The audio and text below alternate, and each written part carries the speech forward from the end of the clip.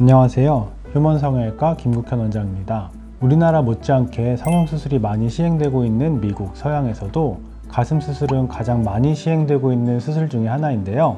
이번 시간에는 서양인과 동양인 간의 가슴 수술에 있어서 차이점에 대해서 알아보도록 하겠습니다.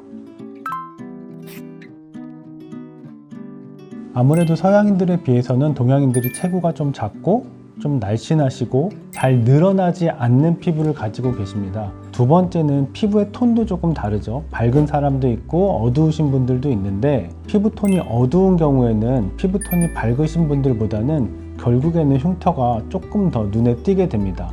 수술을 할 때에도 보형물의 크기를 정할 때에도 조금 더 조심스럽게 디테일하게 접근해야 될 필요가 있습니다.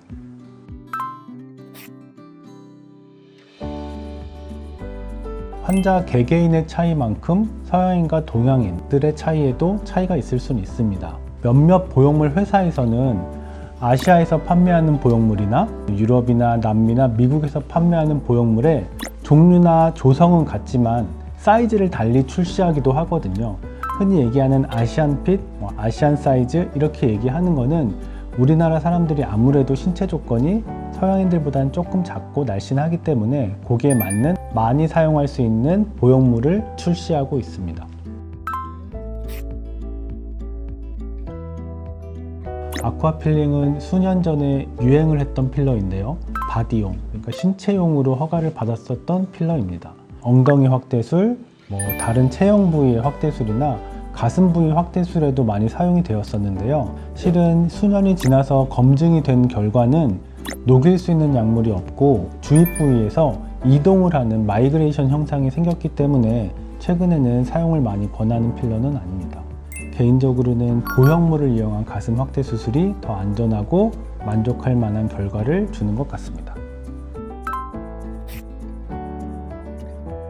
보형물을 가슴 안쪽에, 피부 안쪽에 넣는 거기 때문에 가슴의 넓이와 피부가 늘어나는 정도에 따라서 넣을 수 있는 거고, 그것도 너무 과하게 넣다 보면 정상적인 가슴의 모양이 나오지 않게 됩니다. 사진으로만 아니면 시뮬레이션으로만 상담을 다 못 드리는 이유도 와서 피부의 당김이나 피부의 늘어난 형태를 보고 크기를 정할 수 있습니다. 무조건 크게만 넣을 수는 없지만 피부가 늘어날 수 있는 정도까지 넣는 것이 가장 좋겠습니다. 서양인이든 동양인이든 내 피부에 늘어나는 정도나 피부의 공간을 만들 수 있는 피부의 확장력에 따라서 큰 보형물을 넣을 수 있고 그게 안 될 수도 있습니다.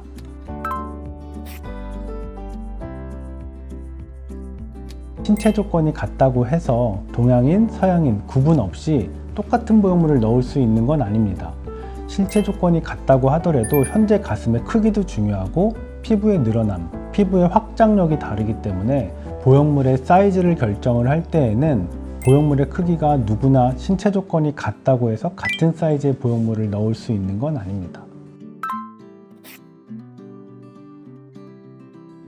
병원마다 권하는 사이즈가 조금 다르다고 느끼실 수 있을 것 같고 저에게도 얘기하시는 경우가 있는데요. 환자분들마다 최대한 크게 원하시는 분들도 있고 자연스럽게 누가 봐도 모르게 이렇게 원하시는 분들도 있거든요. 문제는 최대한 크게 원하시는 분들한테도 수술 자체가 부담이 되거나 수술 후의 모양이나 수술 후에 부작용이 생길 정도로 크게 할 수는 없기 때문에 환자분들과 상의를 하고 사이즈를 정하는 것이 좋겠습니다. 병원마다 사이즈가 다른 것보다는 신체 조건에 따라 사이즈가 다르다라고 얘기하는 것이 맞겠습니다. 오늘은 동양인과 서양인 간의 가슴 수술에 대한 차이점에 대해서 알아보았습니다. 나라별 특징이 있다기보다는 개개인이 가진 특성에 따라 맞는 수술을 고려하는 것이 좋겠습니다. 지금까지 휴먼성형외과 김국현 원장이었습니다. 감사합니다.